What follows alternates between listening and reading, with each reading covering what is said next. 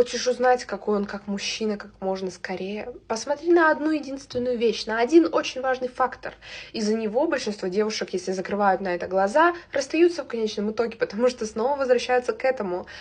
Его окружение — это его отражение. Если они опездалы, он тоже опездал. There is no chance, что он другой. Вообще нет. Если его друзья опездалы, он опездал. Если его друзья неуважительно относятся к женщинам, шутят, изменяют, он точно такой же. Он тоже к этому придет. Если его друзья тунеядцы, которые сидят на шее у девушек и считают, что они ни за что не должны платить, нет возможности, что он будет каким-то другим, что он будет к тебе относиться как к принцессе. Ну, не бывает такого, что мы дружим с людьми с абсолютно противоположными ценностями. Либо у него настолько низкое самоуважение и высокая потребность дружить хоть с кем-то, поэтому он держится за таких опездалов, но такие люди деньги не зарабатывают.